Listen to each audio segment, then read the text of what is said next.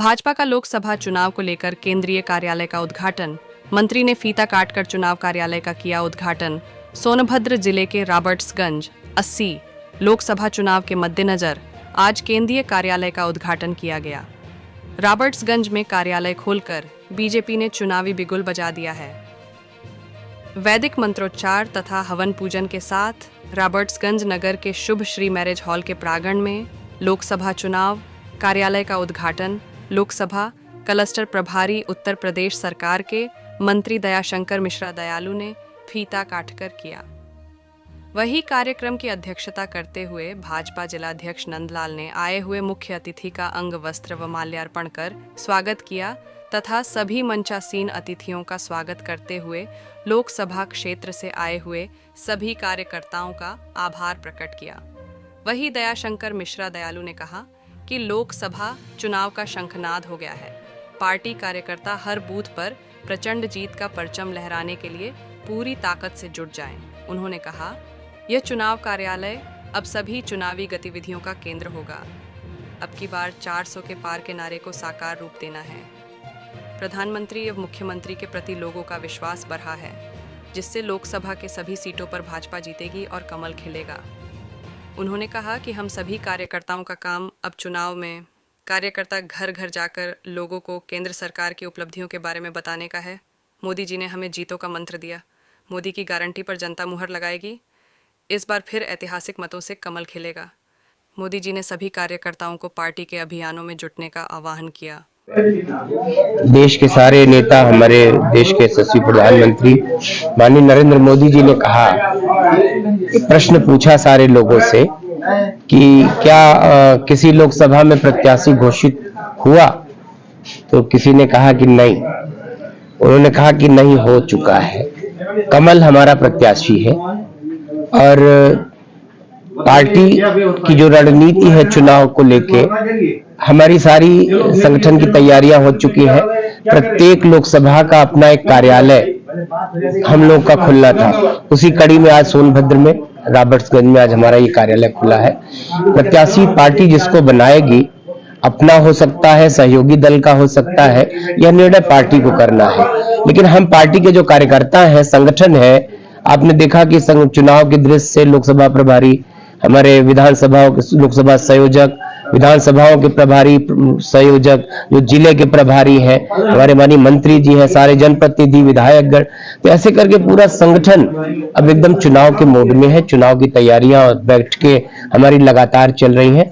कार्यालय एक ऐसा कार्यालय हम लोग को चाहिए था जिसमें सब लोग एक साथ बैठ सके, मीटिंगें हो सके, तो इसलिए कार्यालय का जो प्राविधान पार्टी की तरफ से किया गया था, उसी कड़ी में आज यहाँ कार्यालय खुला है। प्रसाद मौर्य ने एक नई पार्टी बना ली है, उनकी बेटी संघमित्रा बीजेपी में ही है जी, तो क्या लगता है कि प्रदेश से जो है, देखिए, वो इस चुनाव के पहले छोड़ दिया जाए तो विधानसभा के चुनाव के समय वो पार्टी से अलग हुए थे, वरना पूरे समय वो पार्टी में थे, मंत्री थे।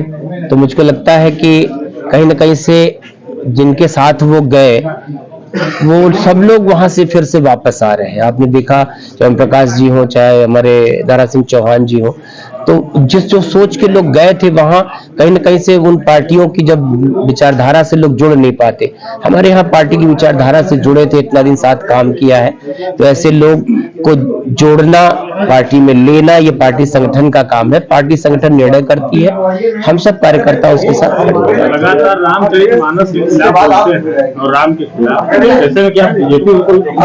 देखिए, मैं नहीं समझता कि अभी बीजेपी में आने की कोई चर्चा उनकी है, कोई बात ऐसी हो रही है।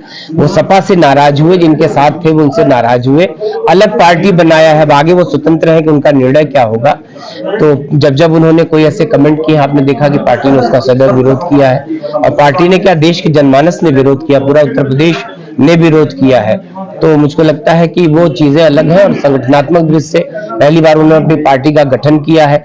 उद्देश्य उनका क्या है, चुनाव में लड़ना या अपनी पार्टी बना के इंडिपेंडेंट लड़ना, जैसी उनका मर्जी हो। लेकिन हम सब लोग अपने पार्टी के लिए, अपने एक कार्यकर्ता के तौर पर इस चुनाव की हमारी पूरी तैयारियां हैं। हम सभी एकदम से तैयार है। कल जो है एक लड़के ने आत्महत्या कर ली प्रेस पाल। देखिए, वो लोग बात करते हैं बेरोजगारी की, जिन लोगों ने एक एक नौकरियां बेचा था कभी। आज उत्तर प्रदेश की ये 7वां वर्ष पूरा हो चुका है।